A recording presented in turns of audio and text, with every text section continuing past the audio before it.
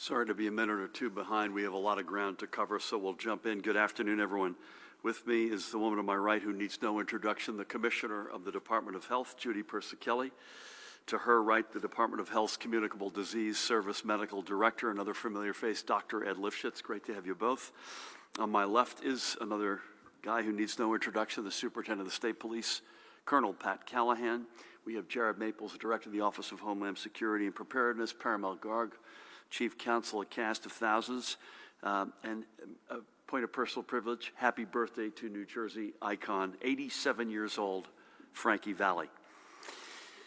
Before we get into the meat of the order, Pat, as a quick follow-up to something you said at Wednesday's briefing, several of our friends in the media, Elise Young in particular, there were some discussions of potentially filing an Oprah request, that they were aghast that you mentioned your dog, a blue tick coonhound, but did not give his name or provide a photo. So everybody, here goes. This is Rudy Clyde Callahan. Don't let it be said when you all ask us about more information and transparency, don't let it be said that we don't follow up. On a very serious note, Pat and I were together this morning with the survivors of the Triangle, honoring the late Sergeant Brian McCoy, who passed in April of last year, but passed because of complications, health complications from his work in rescue and recovery at the World Trade Center just after 9/11. So I believe Patty is the 74th member of the New Jersey State Police to have been lost in the line of duty. Each and every one of their names were read out as it is every year. Last year, it didn't take place because of COVID. It did this year. So to Rosie McCoy and her great family, and to the survivors of each of the other 73 members of the state police who lost their lives in the line of duty, we say you are forever in our prayers. And it was great being with you. Thanks for having me. Jared, you were with us. It was great to see you there as well. Let's get to the news of the day, and we do have some significant announcements. So first up, I'm signing an executive order today, moving up the effective date of the reopening steps that we announced last Monday, which were to have taken effect 1 week from today on May 10th. They are all moved up to this Friday, May 7th. As a reminder, these included the increasing of the outdoor gathering limits to 500 individuals, increase indoor room capacities to 50%, up to 250 individuals for political gatherings, weddings, funerals, memorial services, and performances, reopening dance floors at private catered events. That includes proms, and for those of you having your prom this weekend, let it be said that we heard you. Increasing capacities at large outdoor stadiums and venues with more than 1,000 seats, up to 50% capacity, and other steps. We feel confident in moving up this timetable by 3 days, given the accelerated progress we are seeing in our vaccination program and hospital metrics and lower daily case counts.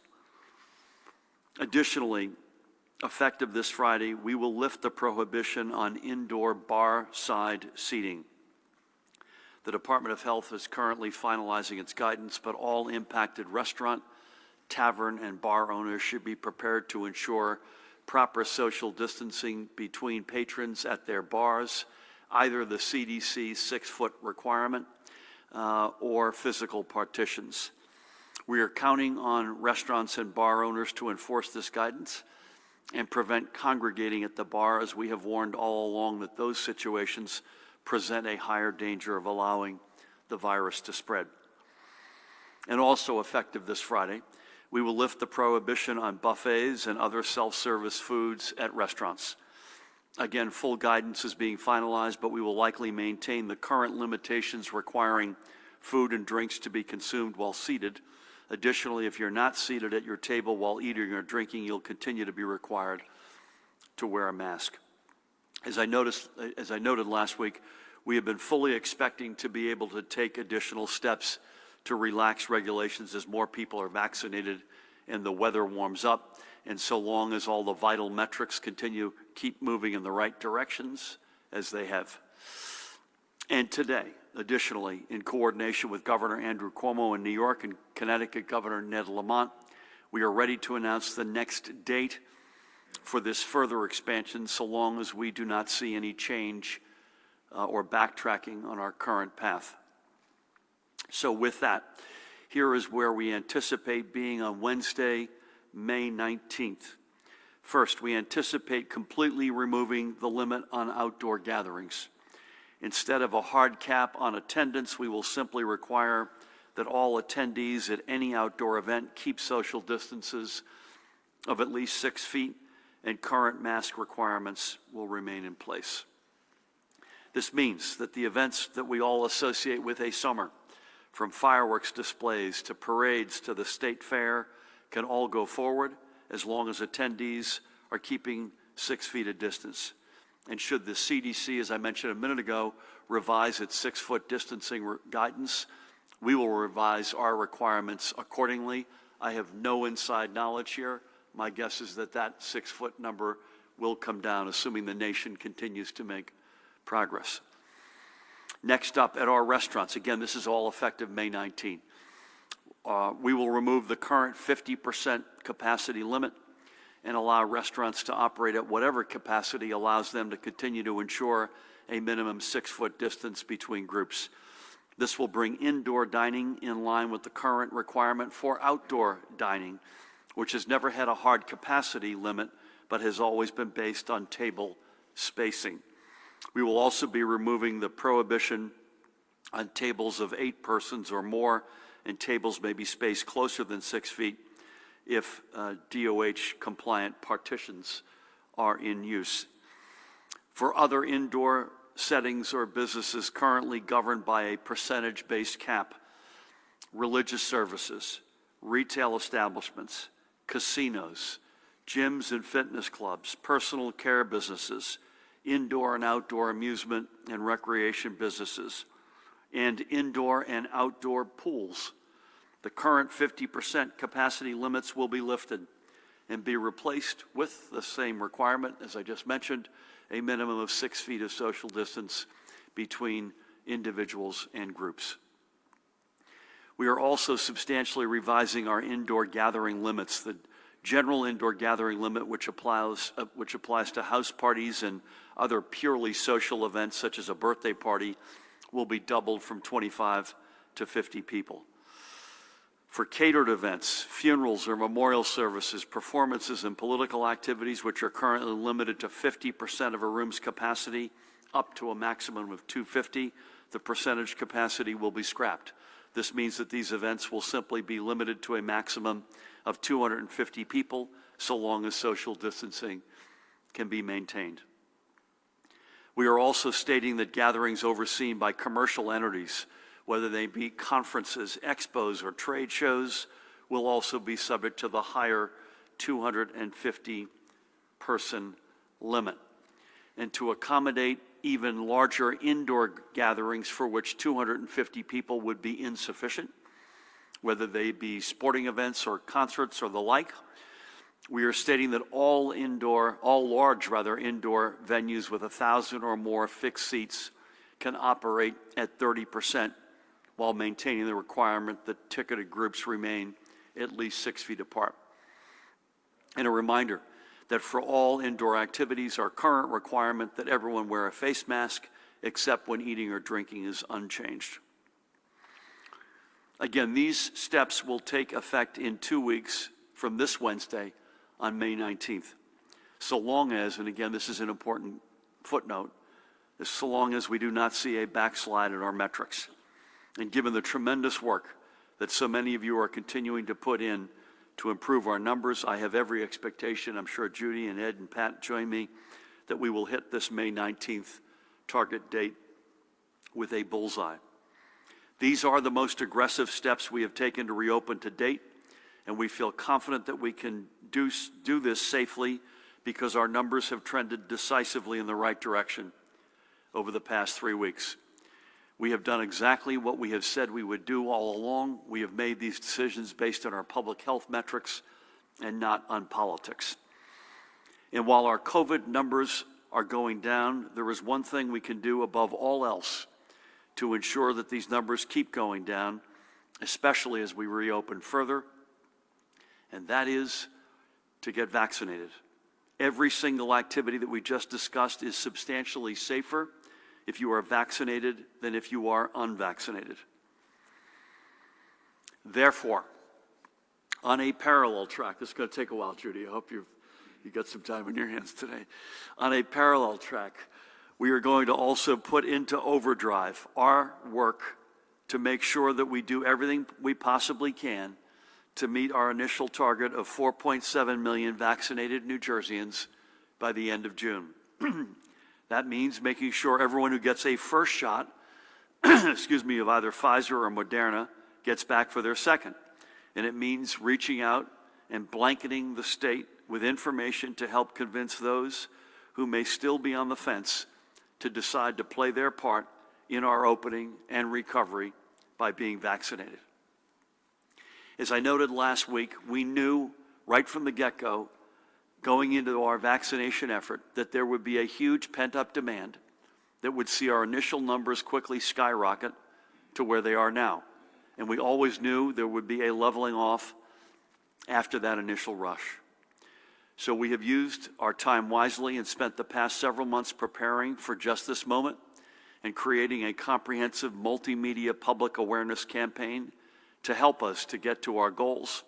This campaign is hitting their targets with a variety of strategies, from digital marketing and virtual town halls to broad-based television ads.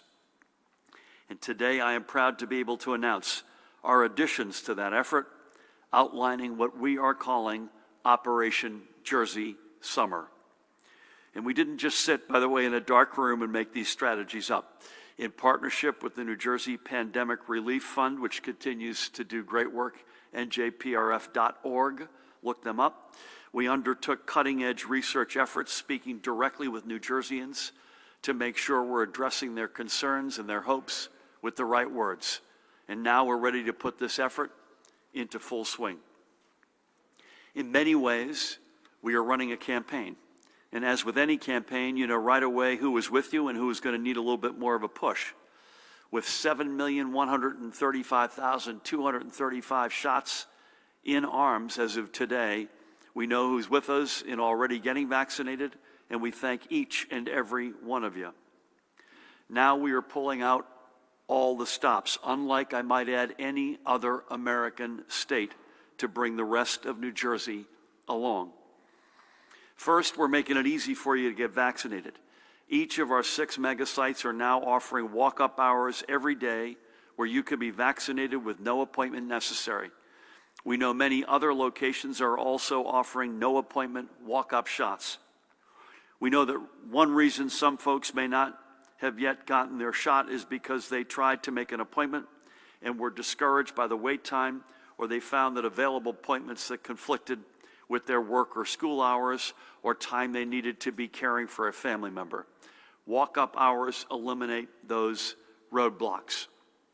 From our mega sites where we can, we're also going to use them as the center of a hub and spoke model to move available doses directly into neighboring community centers and medical offices.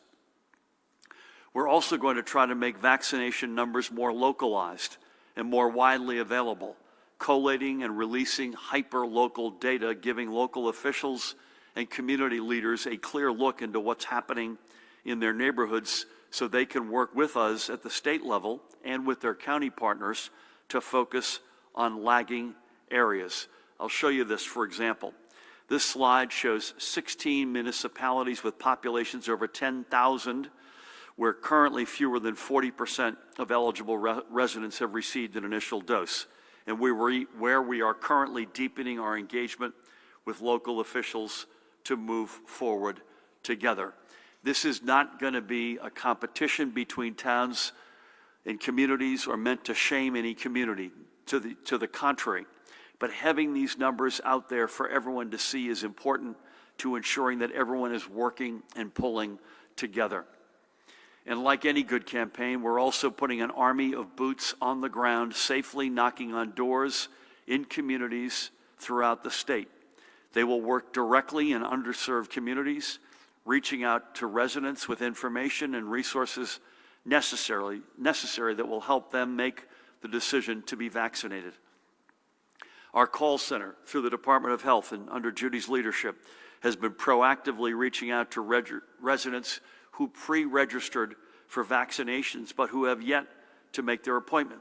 And they are connecting them directly with live operators to help them make that critical vaccine appointment.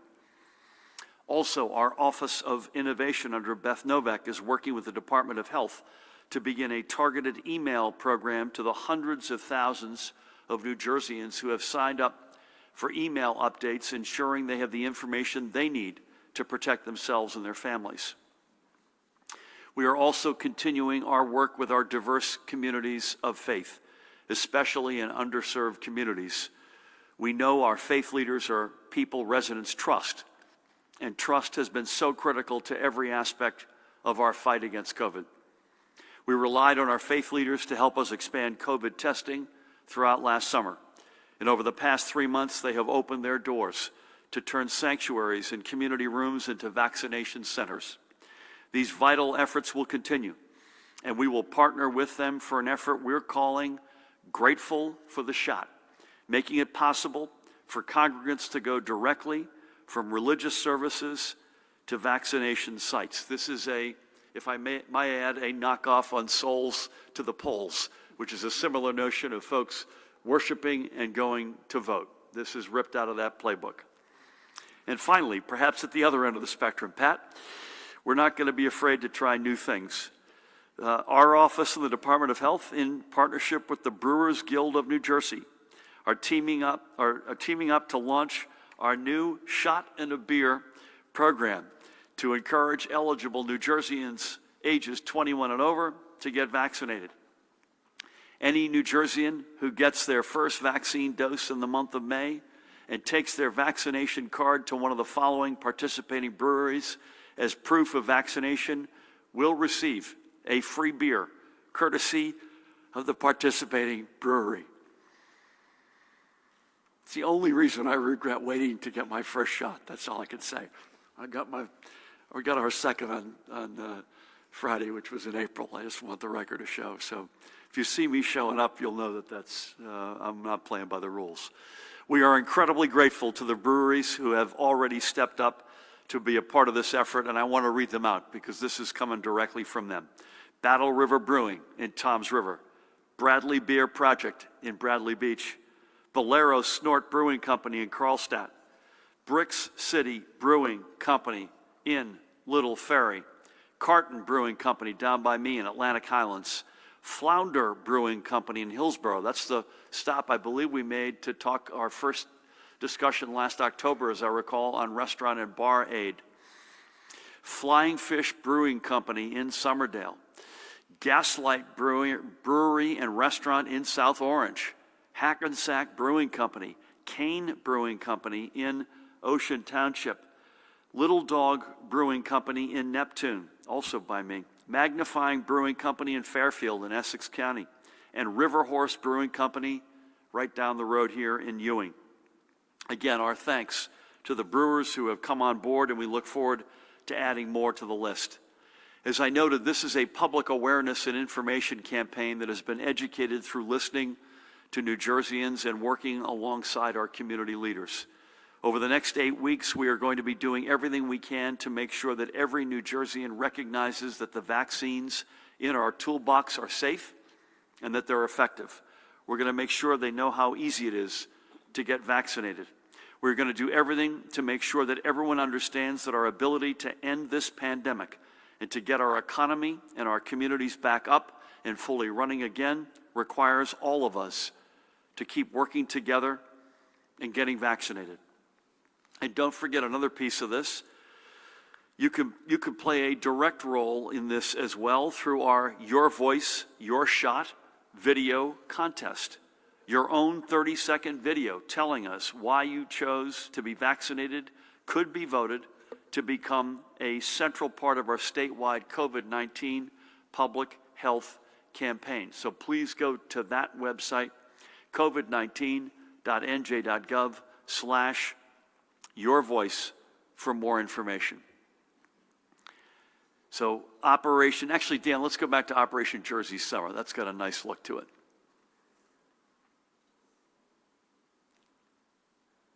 There we go. So folks, this is how I think about this. And I want to put this in a context of 1945. We have been at war for the past 14 months with this virus. And just as in that era, we are winning this war.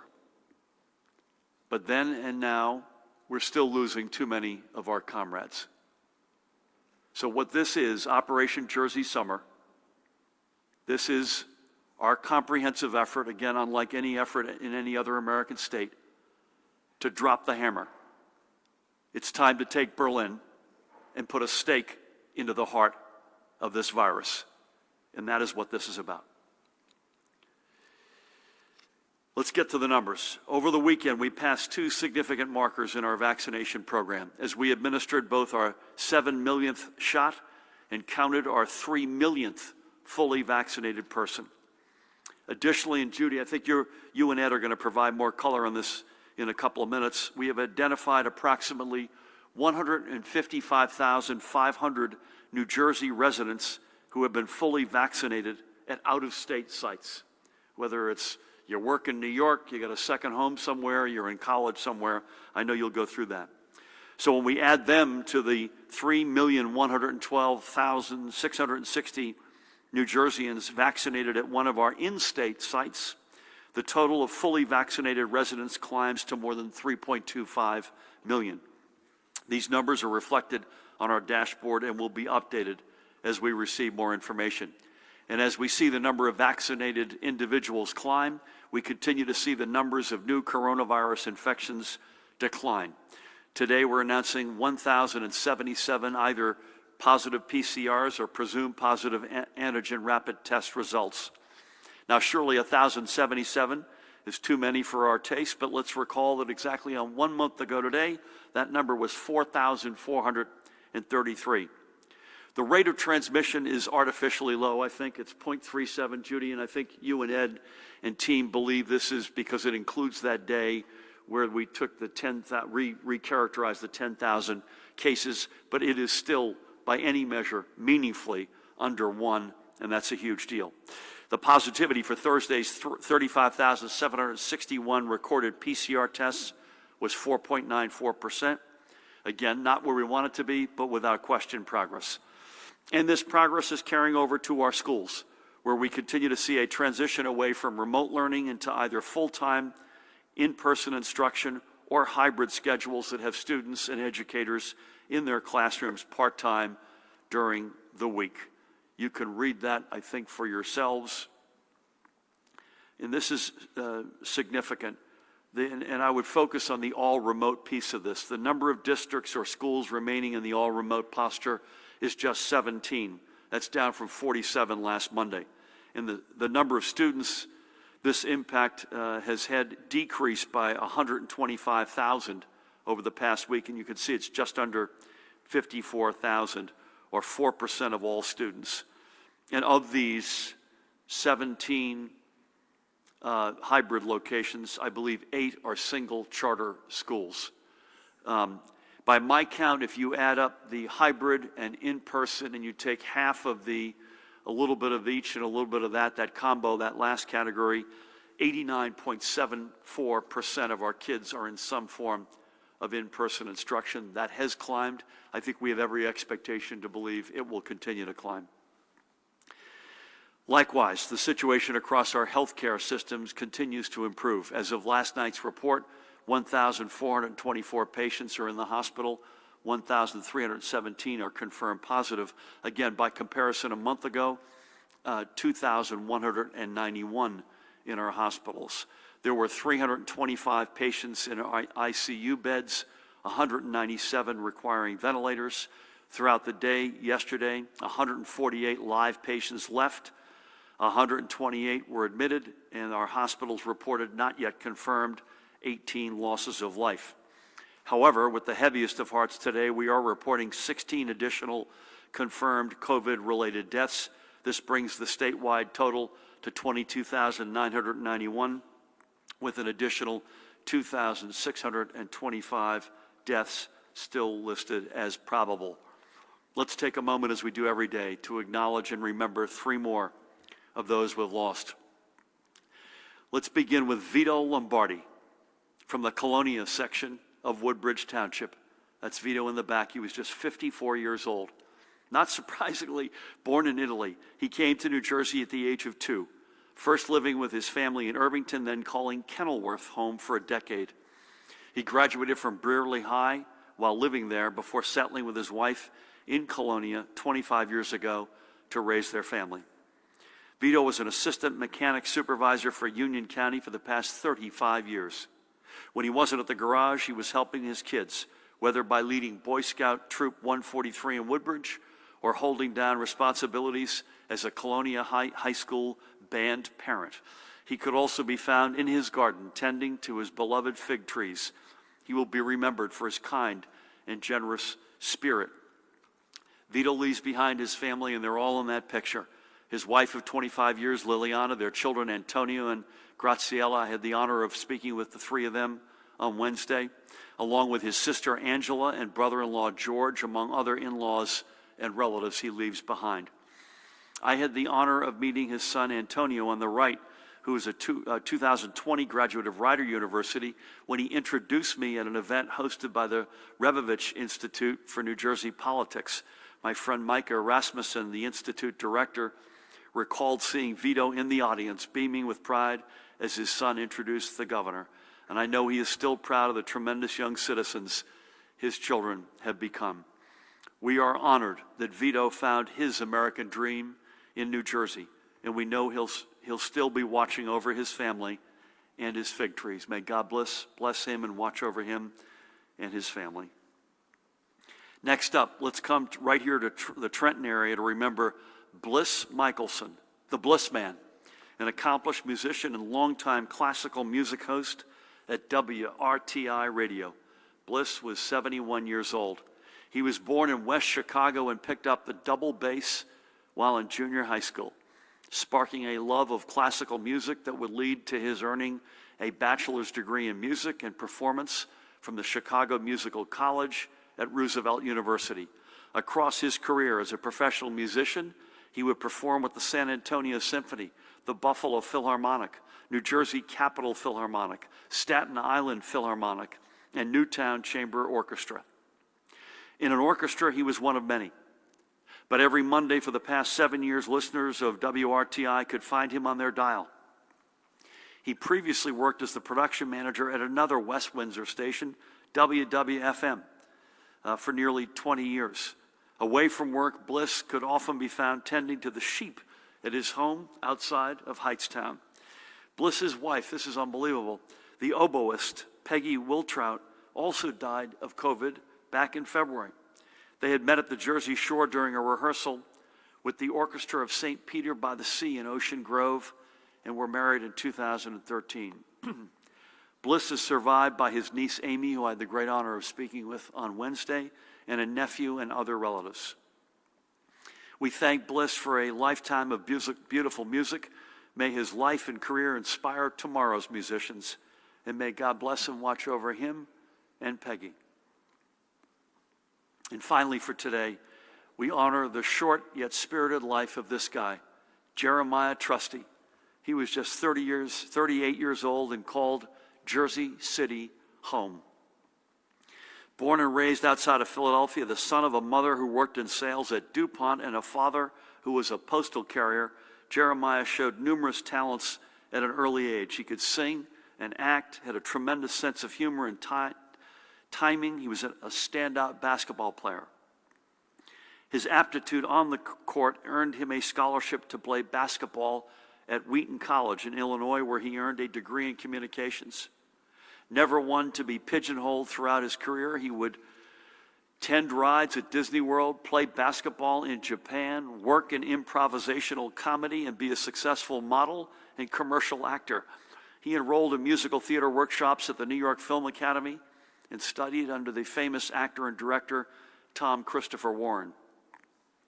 Sadly, due to the pandemic, we will never be able to see Jeremiah fulfill his promise. He is a light snuffed out way too soon. He leaves behind his mom, Diane, who I had the great honor of speaking on Wednesday. She's in Delaware, and that conversation was among the more brutal that I've had over the past 14 months. He also leaves his sister, Ayanna, and brother-in-law, Terrence, and brother, Isaiah. He also leaves his nieces, Armani, Amiri, Ajani, and Mason. He was predeceased by his father, Raymond. Jeremiah's mantra was, and I quote him, "I am going to help you and make you happy." For 38 years, he lived those words. May his memory bring smiles for years and years to come, and may God bless him and his family. So 3 more tremendous lives lost, 3 more families added to the list of those who have already experienced the worst of this pandemic. We honor them all. Next up, switching gears for a second, let's honor another organization that is helping its community stay strong throughout these times by keeping families fed. The Healthbound Foundation of Ridgewood in Bergen County was founded by registered dietitian and author Stacy Antine. Founded in 2015, the Health Barn Foundation has stayed true to its mission, which is to provide nutritious meals to children, families, and seniors in need across Bergen County in North Jersey. Prior to the pandemic, through its various programs, Stacy and her team of volunteers were logging thousands of hours to provide more than 9,000 hot meals for families. They partnered with the Ridgewood Chamber of Commerce to provide meals to frontline workers and families. But the struggles with food insecurity stemming from the pandemic have meant that the Health Barn Foundation is now averaging more than 1,300 meals a day, relying on a small army of more than 100 volunteers to deliver them. For her tremendous efforts, Stacy was invited to ring the closing bell on the NASDAQ exchange this past January. And more recently, the Health Barn Foundation received a grant of $1 million through the New Jersey Economic Development Authority's Sustain and Serve NJ program. This means Stacy and her team can partner with Bergen County restaurants to provide the meals the community needs, and more than $550,000 of that grant has already been put back into Ridgewood's restaurant communities. I caught up with Stacy on Wednesday, had a great conversation, and thanked her for the great work she and her volunteers are doing for the families who rely upon Health Barn Foundation and the restaurants who are being kept strong through their grant. She hopes that the Sustain and Serve NJ program keeps going. She made the fair point there was food insecurity before the pandemic, and there's going to be food insecurity after it. This program is the ultimate win-win, and this organization, Health Barn Foundation, is as good as it gets. Check them out, healthbarnfoundation.org. Next, I once again must note that while we're making great strides against the pandemic here at home, there are others of our world that are facing their darkest days. Right now, all eyes are on India, the nation from which so many of our fellow New Jerseyans hail and where many still have family and friends. There are several great organizations working to provide the supplies that India needs to turn the tide, ventilators and oxygen, PPE among them. These groups, this is not a complete list, but these are good groups, I promise you. These groups include the New Jersey chapter of the American Association of Physicians of Indian Origin, also the Sewa International, USA. Aid to India is also being directed by numerous international organizations, including, as you can see, Oxfam, Rapid Response, and UNICEF, among others. Tammy and I made some donations across these 5 organizations today to help speed relief to India. If you all have the means, I encourage you to do the same. As I said last Wednesday, the world stood with us when we were at our lowest. Now it's time to return the favor, and it is especially noteworthy for us to stand with India, which holds such strong connections with our state and our people. Before we leave this, money is clearly a big part of this, but it's not the only piece of this. I know there's a hospital call, Dan, I believe, on right now between the Hospital Association, members of our administration with Hospitals of India, and I assume it's their administration. I had a fair number of conversations over the weekend on specific items. We will continue to do everything we can, whether it's money or other resources that India needs in their hour of need. And lastly, and this is awful, I must acknowledge the tragedy in Israel last week when a crush of celebrants at a religious festival in Mount Meron turned into a stampede. One of the 45 who lost their lives was a fellow New Jerseyan, this guy, 19-year-old Donnie Morris of Bergenfield. We send our condolences to all in Israel, and especially to Donnie's family, and may his memory be a blessing. I tried his dad earlier and sent him a note, but they are in Israel, I believe, returning tomorrow. Please, God, keep this lad and his family in your prayers. So that does it for me. I know we covered a lot of ground, but the fact that we can do so much at this time is because you all have done so much over the past year plus to help us crush the curves and position ourselves for victory against this pandemic. Again, keep in mind, we have been at war. We want one last huge offensive battle to run this thing into the ground once and for all. Let's keep it up. Keep getting vaccinated. Keep using your common sense. We are getting there, and we will get there together. It's now my pleasure to welcome the woman who needs no introduction, the Commissioner of the Department of Health, Judy Persichilli. Thank you, Governor, and good afternoon. As the Governor shared, our vaccination program surpassed the 7 million doses administered mark, and more than 3 million New Jerseyans have been fully vaccinated. That's two incredible milestones. To keep this momentum going, we know we have to be more strategic to get even more residents vaccinated. As the Governor shared, we began the deployment of the COVID Community Corps over the weekend at University Hospital's Health and Wellness Festival in Newark. Members of the Corps engaged with about 200 individuals, answering questions and providing accurate information about the vaccines. Throughout the event on Saturday, 338 doses were administered. 87 of the individuals who received their first dose that day were actual walk-ins. The goal of the COVID Community Corps is to increase public confidence in and uptake of the COVID-19 vaccine, particularly in underserved communities or hard-to-reach communities across New Jersey. We began recruiting members in March, and since that time, more than 900 members have been trained on COVID Vaccine 101, vaccine eligibility, and pathways to register for the vaccine. These individuals will be visiting underserved communities to connect people to the vaccine by scheduling appointments and to help address misinformation and vaccine hesitancy.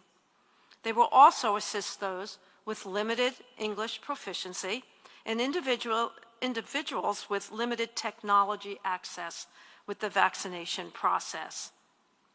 We also used one of our mobile command centers, command units, for the first time at the festival in Newark. In advance of rolling out the mobile units, the department has identified 40 municipalities that can benefit from mobile or community vaccination efforts based on the percent of racial and ethnic minorities, the percent of those living in poverty, COVID-19 death rates or disease burden, and vaccination rates. 10 of the 40 municipalities have already benefited from community vaccination engagements in partnership with FEMA and faith-based organizations. The mobile command centers will start providing mobile vaccine events to the remaining 30 identified municipalities. The COVID Community Corps and our mobile units will be vital in helping us meet our vaccination goals. We have also been tracking doses administered to New Jersey residents out of state and have added that number to our dashboard today. 357,974 doses have been administered to New Jersey residents out of state. Additionally, based on what we are seeing in our vaccine program, we've estimated the number of New Jersey residents vaccinated out of state who are fully vaccinated is probably around 156,261. To create that estimate, we divide fully vaccinated residents by the total doses administered and multiply that by the number of doses delivered to New Jersey residents out of state. Moving on to my daily report, as the governor shared, our hospitals reported 1,424 hospitalizations of COVID-19 positive patients and persons under investigation last evening. These numbers continue to decline. As a point of reference, the last time we were at this number of hospitalizations was last June. 325 of our patients are in ICU or critical care, and 61% of the ICU patients are on ventilators. There are 3,147 reports of the CDC variants of concern in New Jersey. 2,901 of these reports are the UK variant B117.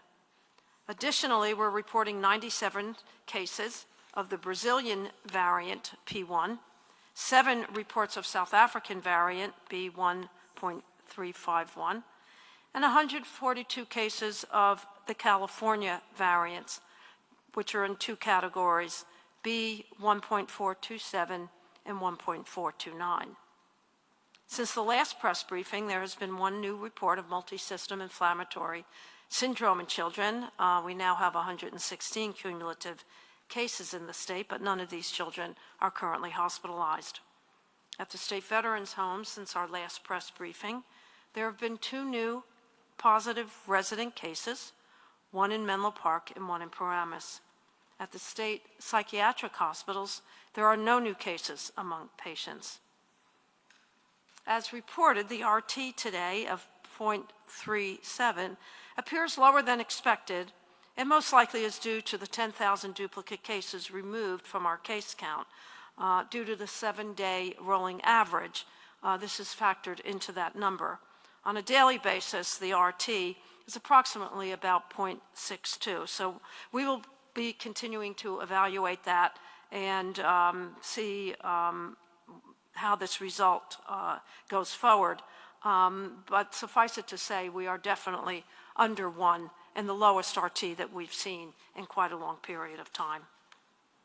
In terms of positivity, in New Jersey, the daily positivity as of April 29th is 4.94. Northern part of the state, 4.47. The central part of the state, 4.76. And the southern part of the state, 6.78. So that concludes my daily report. Please continue to stay safe, mask up, physically distance. Stay home when you're sick, get tested, and let's get vaccinated, NJ. Thank you. Amen to all. Thank you, Judy, for today and for everything. Pat, I know you got some on compliance. Again, it was a really moving morning, I have to say. Bless you and thank you and your colleagues for that. And I know you also have a hand in the grateful for the shot element of the campaign here. So any or all the above, please. Thank you, Governor. Good afternoon, and thank you and the LG and AG and Director Maples for being there this morning. It was good to be together on that somber event. With regards to compliance, ABC is reviewing apparent violations of the executive orders. They went out to both Ocean and Cape May counties. They did 23 in Ocean and are reviewing 3 establishments. That would be the Breakers Kitchen and Tap in Waretown, Black Dog, 7 Stools in Little Egg Harbor, as well as Cleese Bar and Grill in Seaside Heights. They did 12 inspections in Cape May County and are reviewing 7 apparent EO violations, and they are in the following 7 places. Yesterday's in Upper Township, Tuckahoe Inn, also in Upper Township, Lavari Seafood and American Grill in Upper Township, Old City Pub in Wildwood, The Deck at Holly Beach in Wildwood, Firehouse Tavern, Wildwood, and Blue Water Grill in Wildwood. And yes, to your point about Operation Jersey Summer, I was on a Zoom call Saturday morning with Bishop Tyrone McCombs, South Jersey Ecclesiastical Jurisdiction pastors, among community engagement and kind of a building trust phone call with engaging with those that we serve. But a big part of that meeting was their agreeing to assist us with that Grateful for the Shot campaign. So a big thank you to Bishop McCombs and those pastors from South Jersey who have agreed to step up so we can do our part in getting shots in the arm. And I will just close with the understanding that Rudy Clyde's cell phone has now blown up from his family and friends in Alabama, where we rescued him from. Thanks, Bill. Wow, that's nice. I love what you're doing with his headgear there, too. Very nice. We'll leave compliance where it is. That's a higher batting average than we've had of late, so that's a little bit concerning. So we got to make sure we're doing the right things. Again, we're taking a whole bunch of steps here today, which should make it easier to comply. I would just say the number one thing that I would be focused on, I'm sure the ABC will be focused on after May 19th, is congregating at a bar. That's going to be the inside. That's going to be, I think, our number one compliance challenge. And folks know that we will be, our colleagues will be focused on that. I think we'll be in a similar rhythm this week that we've been of late, with you virtually tomorrow and then back here at 1 o'clock and probably virtual for Thursday and Friday. And I think that's it for now. Mike, is that you? We'll start over with Michael and sweep across. Good afternoon. Good afternoon, Governor. Thank you. What's left, if anything, to still open up? Are there any big remaining things that that should be opened up or will be opened up soon? Can you talk about enforcement of the social distancing at some of the restaurants and bars and so forth? Will summonses still be released? And then a question, or issued, I should say. And then a question from my colleague Wayne Parry in Atlantic City.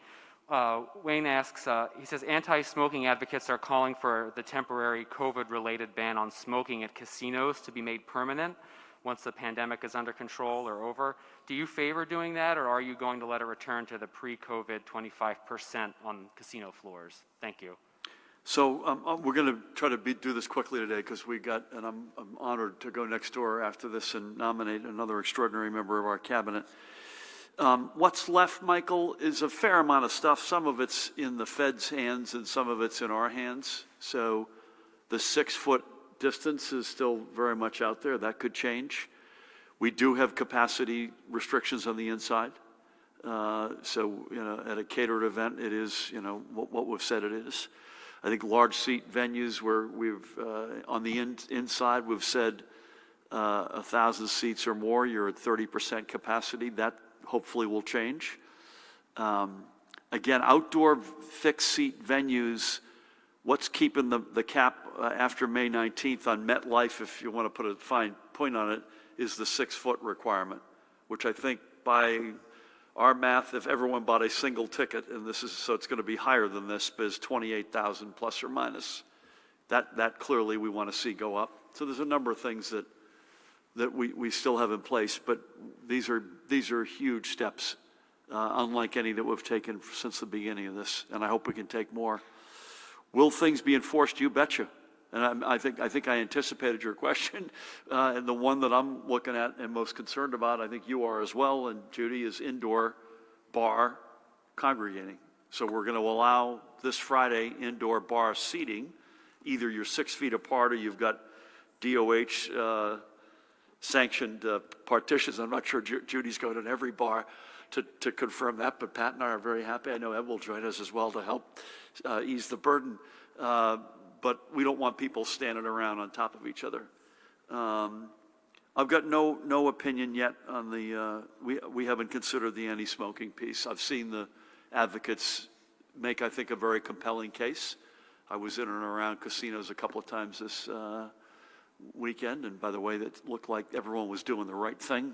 Really impressive when you talk about partitions at every single gaming table, they exist. People wearing face coverings pretty much to the person. Really impressive, but no news on that, Michael, yet. Good to see you. Brent, let's come across to you. Good afternoon. Good afternoon. What about increasing in-person government services? Will you still keep issuing public health emergencies now? Does this affect the fate of eviction and foreclosure moratoriums? Off topic, what do you think about Pine Valley Golf Club finally admitting women, and have you ever played there? And NJ.com ran a story this weekend saying women appointees hold only 28% of seats on state boards and commissions. What can be done about this, and would you support a law calling for all boards to be 50% women? I missed you went so fast. I got government services, Government public services, health, then what was public the health next one? emergencies. Does any of this affect the fate of eviction and foreclosure moratoriums? Okay, I got it. And then I got, government services in terms of when they're back in person? Yeah, that'll continue to depend on which part of government. But a reason that is, the reason we got to all go back in the office because it's been 14 months isn't a good enough reason. It has to be you're going back in because the virus has been driven to the ground, the positivity rate is at an acceptable level, we have proper health protocols in the offices, but it'll depend on the office. You've been going in every day for 14 months. I've been doing the same, Pat's been doing the same, so that'll continue to depend on what part of government you're in.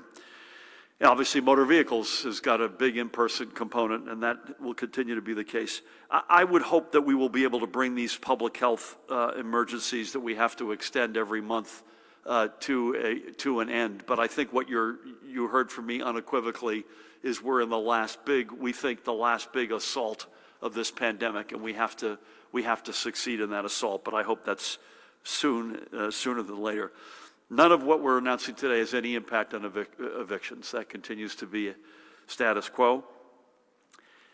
Brent, I can't believe you asked me if I've ever played at Pine Valley. You should have asked me, do I play golf? I caddied over the weekend for my son and drove a cart for him for a few hours. I'm not a golfer. I play about once every year or two. I've never played there, but I do think, as I understand it, they're now going to allow women to be members. That's a high time. I was a member of the Hasty Pudding Theatricals at Harvard, which was all male until a couple of years ago, and that's the same statement I made then. It's about time. Listen, I saw the headline of the article. I didn't read it, but I would just say this. It is a work in progress. Diversity generally, gender diversity specific to the article in question. And I can tell you, I'm incredibly proud of, I'll give you by example, we replaced 4 male board members of the Economic Development Authority with 4 female directors. I just nominated 2 female prosecutors. The week before that, 2 members to the Port Authority board. Our lieutenant governor is Sheila Oliver. Judy represents, I believe, a majority female cabinet in the most diverse in our state's history. I'm literally walking 40 feet to my left to nominate another member of our cabinet who is an outstanding woman. So on the one hand, I feel like we've made a lot of progress. And on the other hand, I'm going to be the last guy to say that we have accomplished our mission. We have still, as a state, as a country, and my guess is well beyond, it is a work in progress, and we have a long way to go. Thank you. Daniel, good afternoon. Hi, Governor. Hope you're doing well. I hope you're well. Nice to see you. Likewise. So, given the restrictions how many restrictions are being relaxed, I'm curious to what extent you need the 4.7 million June 30th threshold and how that threshold was met in the first place of that many doses by that date. If I understand correctly, this 250 person for conferences and trade shows and other business events, it doesn't seem that helpful for these events where there's generally thousands of attendees. So how could this help them? Or lots of restaurants just don't have the space to be doing 6-foot distancing, and they don't have really good outdoor seating. And it doesn't really look this will be that helpful to them either, does it? Regarding the COVID situation unfolding in India, have you seen any indication that that particular variant is present in the state? Is there anywhere that you're... That it's what, sorry? That particular variant is present in the state, any area, or that you're monitoring of the population to any area in the state that you're focusing more on? And one more, just given the small presence of the J&J vaccine and the 2 doses wait time period between Pfizer and Moderna, does the state essentially have until the end of this month to reach its 4.7 million goal by June 30th? Thank you. Thank you. I'm going to start, and Judy and Ed should weigh in. Ed, we got to get your money's worth here, so particularly the Indian variant you may want to come in The 4.7 objective was 70% of our adult population. And I think Judy and/or Ed have referred to this over time.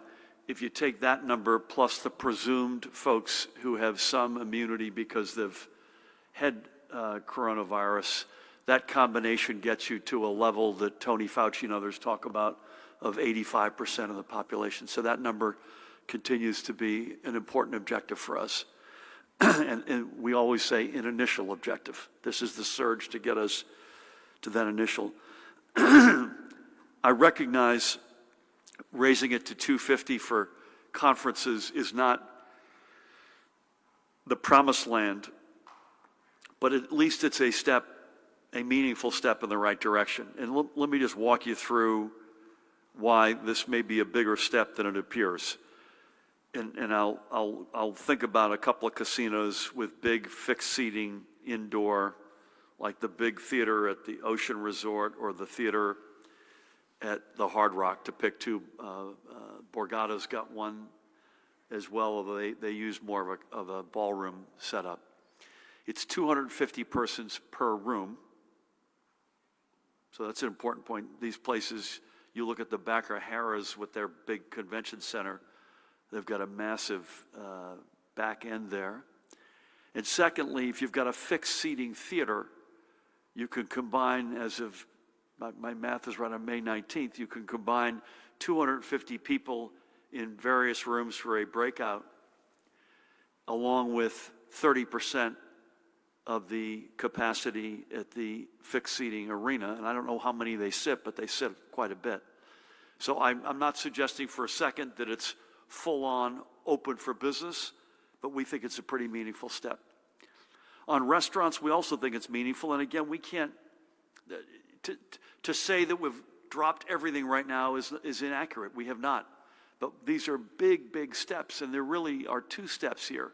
One is to allow bar seating, which we've heard from countless restaurants was one of their biggest restrictions on being able to get more people in under their capacity definition. We've rejected raising 50% to 75% for the very reason you pointed out, because the 6-foot rule bites first in most places as opposed to your ability to get more capacity. And so we believe that that combination of bar seating and saying you got no capacity inside as long as you're 6 feet apart is meaningful. A big meaningful step would be, we've alluded to this, further step would be if the CDC dropped the 6-foot guideline. And my guess is they will at some point. I will ask Judy and Ed to comment either on the 4.7 million or the variants that are being seen in India. And your last question is, particularly given with the so far modest supplies of J&J, no second bite at the apple, you're good on this. And therefore you need the 2-dose vaccines, Moderna or Pfizer, are going to be the overwhelming weapon. You're right. End of May, early June that's it. Again, can we use J&J to back and fill in June if we have to? Yes. But if you've got, one of these is 3 weeks apart, which is what I had Pfizer successfully on Friday, by the way, Judy, no fallout. Other than they added 10 more pages to my remarks today, which may be part of the reaction to the second dose. Or 4 weeks Moderna, you get end of May, early June, and you're absolutely right. Comments on the 4.7, the Indian variants, is the timetable right on the vaccine? Yeah, I'll talk about the 4.7. We still think that holds. We know at this point we probably need about 2.4 million doses to complete the regimen of the 2-dose. If everyone, I'm putting J&J aside, if everyone was in a 2-dose regimen, that would be 1.2 million people showing up for their second dose. They've already gotten their first dose. And another about 640,000 individuals that need to get first and second doses.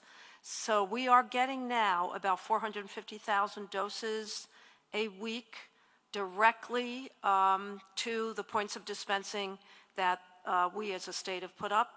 And then there's approximately another 400,000 that go directly to, from the federal government, directly to FQHCs and the like. So we think we will make our goal of 4.7 million fully vaccinated by the end of June. And again, this Operation Jersey Summer is to go on the offense to ensure that happens, right? Yep. Ed, how about the variants in India? Are we seeing them here, and any reactions you've gotten? Great to see you. Sure, thank you. The catastrophe that's going on in India now is due to a number of factors, one of which is the fact that they are seeing a new variant there. How much of their increased caseload is due to this variant versus the UK variant, which is circulating through the country, versus everything else that you've heard in the news from their large populations, close crowding, relaxing of restrictions and all those sorts of things are difficult to know for sure. As far as New Jersey goes, we have not yet seen this variant in New Jersey, which does not mean that we won't and does not mean that it isn't circulating in very low numbers here. But it does point once again to the importance of getting vaccinated, because we know that these variants are going to continue to rise in different places. And the single best defense that we're going to have going forward is getting vaccinated so that these variants won't be able to take hold. I mean, there's a fair amount of evidence, Ed, to that last point, that it is a lagging vaccination regime in India, which is the biggest. I mean, we focus a lot on oxygen and PPE shortfalls, which are sadly, tragically true, but the root cause is you've got a lagging vaccination program. Not that the vaccinations don't work against the variants. Correct. Which is an important distinction. I believe somewhere around 2% of their population has been vaccinated compared to obviously our much higher percentages here. Yeah, I mean, that's a big gap. Thank you for that. Thanks, Daniel. Alex, good afternoon. Good afternoon, Governor. How much of today's announcement was due to Mayor de Blasio re-announcing the potential full reopening of New York by July 1st? Zero. Okay, I'll move on. How much of your decisions are based on pressure from governors like Governor Cuomo and Governor Lamont? Is that multi-state compact that you had used to issue decisions early in the pandemic back up and running after it seemed to have broken down, especially with Governor Lamont announcing 100% indoor dining some time ago? I have to give you a two-part answer on this one. First part, zero, no pressure. I mean, why all of a sudden will we start buckling under pressure given all the crap that's been coming at us over the past 14 months? That's not how we operate. But the more constructive answer to your the second part of that question is, yeah, we really have felt on these steps, they're so meaningful that getting some broad, again, not at every micro step, but having even, I'd say in this case, more than thematically, but getting a fair amount of coordination to get the region right, we all three of us thought that made sense. Then I'd like to ask what your message is to small restaurants and bars. Some small venues, some small restaurants, small bars will not be able to increase capacity because of the 6-foot distancing, and some may not be able to afford those partitions. I wanted to ask your message to them. For the commissioner, the governor talked about these restrictions, these openings staying in place unless there is a backslide in metrics. What would a backslide in metrics look like? What would the line be for an RT or new case number that could cause some tightening of restrictions? For Dr. Lifshitz. Last one, if you could, Alex. How often do you brief the governor on these numbers, and how much input do you have in reopening decisions? I'm gonna take the lead on all these, and Judy and Ed can come in behind me. Small restaurants and bars, I think I've answered this with Daniel. I mean, the evidence was unequivocal on the inside. I'll talk about the inside now. That the two steps that we could take that would give them the most amount of oxygen, no pun intended, was to allow them bar seating and lift the capacities completely while keeping the 6-foot distance. It did not make any sense as we studied this and thought about it, putting the bar seating aside, to go from 50 to 75, for instance. That doesn't get it done when you've got the 6 feet in place. So I would say to them three things probably. This is the most responsible, biggest step we feel we can take. Secondly, I'm not making news here, but I'll bet you the 6 feet comes down at some point. And thirdly, we're still awaiting guidance on the American Rescue Plan money. There's a lot of money for small businesses, restaurants, and bars, and I hope part of the answer is we could put cash on the barrel to help these folks out. Judy, you could talk about backslide, and the fact of the matter is our teams speak all the time. We're not going to give you any inside pull. We speak, we don't make these steps. We don't show up here and I'm making all these announcements and Judy and Ed are hearing about them for the first time. These are done across a whole of government with an especially heavy dose of our great leaders in the Department of Health. Judy, I mean, backslide for me would be, I would think the metrics we look at, positivity, RT, hospitalizations, ICU, vents, less deaths, sadly, because they lag, that those started to go meaningfully in the wrong direction. Is that how? And CLI, COVID-like illness in our emergency room, Yeah. which is really the leading indicator. So I think and we saw it sadly because we had the second wave.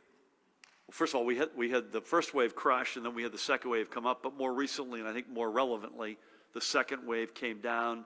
It went up a little, but more importantly, it went sideways. I don't want to put words in your mouth, but Alex, one question you didn't ask, which I think is a worthy follow-on, is if it just went sideways right now, would we backtrack on these steps? And my answer would be no. If it stayed at the levels we're at now, I think we're pretty comfortable with that. Thank you. Is that gentleman with you? Okay. Sir. Afternoon, Governor. This is somewhat of a follow-up on restaurants, but a lot of the restaurant owners that NJ Spotlight talked to said that expanding wouldn't really make a difference because they can't add any more seats without the extra 6 feet. What's the reason? I'm going to be quick on the answers because I've basically said, I've told you everything I already know about this. And then, oh, sorry, I lost it. Obviously, vaccine hesitancy is now something you're tackling pretty aggressively. Do you have any numbers or data as to how prevalent vaccine hesitancy is in New Jersey? Is that it? I apologize. I don't understand you. Your point was that the restaurant questions we had already answered. Is that what you're saying? That we had already addressed Yeah, the no, restaurant? specifically, they were wondering why not shrink down the 6 feet. We don't run the CDC. So we would be violating, would be going directly against the CDC's guidelines, and on something like that, I don't know about you, but I'm not going there. I think that's something I think will eventually change. Judy, your last polling on vaccine hesitancy had gone up a little bit because of the J&J challenges, but it was still within the margin of where we needed to get to 70, I think, right? It went down about 3%. That was Yeah. it. The last. The survey. confidence went down. Yeah, confidence went Yeah. down. Not significant. Yeah, and I think we still think it's within, and again, the way I'm thinking about it is it 30 or under? And it's gotten up to about 30 or 31, but that really popped up because of the J&J incident. I think it had been mid to low 20s, right? So I also think, we've said this many times, the more people who get vaccinated who don't have some severe health reaction, you know, that is a visible proof to your neighbor, your family member, your coworker, your friend, that these things not only work, but that they're safe. So, thank you, Dave. Let's come down to you. Hi, Governor. With regard to the restaurant situation, the partitions that can be used to separate tables, they can then be closer than 6 feet. I think that people have a feeling that the devil is in the detail here. Is there any thickness of partition, or does it have to be a certain number of inches high, or can any kind of partition be used? For instance, I've seen in some supermarkets, they're actually using shower curtains to separate people. So maybe could you give us a little specific information on that? And then the 6 feet to 3 feet, maybe Dr. Ed could talk a little bit about, you know, because it seems like it's okay for kids to sit in schools 3 feet apart, but it's not okay for people to sit in other locations, obviously, according to the CDC so far. Is there anything magical about the 6 feet? Because I've also heard in some instances, you know, experts are saying, you know, you should be 10 or 12 feet if somebody sneezes, but if nobody's coughing or sneezing, then 3 feet might be fine. And lastly, for you, Governor, the double masking apparently is continuing for you. At some point, now that you've been totally vaccinated, will that end? And do we still recommend double masking for people who have been completely vaccinated? Thank you. Yeah, I will start, and Judy and Ed should jump in. On the last one, I think about that, actually. Tammy and I went running on the boardwalk in Atlantic City yesterday. And when we run, it's just the two of us, and then we've got a couple of Pat's colleagues with us, and they're usually either behind or usually behind us. And I think technically we don't, we're in the same bubble, we're in the same household, we've both been vaccinated, which I think is less relevant in this case. It's more that we're in the same bubble. And we were wearing our masks. And, our standing policy is if you're outside and you can't socially distance, you should wear your mask, but if you can, you don't need to. And that obviously does not include someone in your own household. It's habit. I think I'm sort of in the better safe than sorry. But I do think about it. My guess is that's going to change. I think someone responded that President Biden, I think over the weekend I read, he did not say this, but one of his colleagues said he wears it now as much out of habit outside. And I have some sympathy with that. I don't know about you, but you should jump in on that. The 6 to 3, I assume, and Ed, you should weigh in on this. I assume that it is an acknowledgement that kids just have been less impacted by this virus. It's probably partly an acknowledgement that there's no school system in America large enough to keep every kid and educator 6 feet apart from each other. It's just not doable. But I'd like the experts to comment on that. I've got no color on the partition. I've not seen any shower curtains, I have to say. Was in a restaurant Saturday night that actually had decent distancing, but had plastic sort of 6 feet high, pretty sturdy separations of a couple of tables where they didn't feel like they could quite get the full 6. Pretty impressive, but either 6 versus 3 with kids or specs on partitions. Ed, any? Sure. First off, as the governor said, certainly I would strongly encourage us, as we always do, to follow the CDC's lead. So I don't think that we'll be changing anything until the CDC goes ahead and changes that. You are correct that there's nothing magical about the number 6 feet or 3 feet or 10 feet. Clearly, the further apart you are, in general, the better. In some countries in the world, from the beginning, it's been 1 meter, which is just over 3 feet, has been what they've been talking about from the beginning. As the governor also said, it is somewhat safer in children, both because they tend to be less impacted if they get ill. They're all being masked all the time, and they're also staying in that one group, that one cohort. So unlike people who might be in a restaurant or a bar or someplace else where they're mingling back and forth from group to group, they're much more staying together as one group, and that makes it easier to control if something does happen. So I do expect in the future, as vaccination rates go up and cases go down, that numbers will likely be relaxed as far as distancing goes, but until that time happens, we'll follow what the CDC says. Partition specs? We do have partition specs that are out there. I don't have them off the top of my head exactly what they are, but we do list in our guidance exactly how far they can be, and you do have to worry about getting too close to the ceiling because it can become a fire hazard for someone that goes, but we can get them to you exactly what those specs are. We'll get them to you. They do not include shower curtains, though, I believe. Fred, is that you? Yes, it is. How are you, man?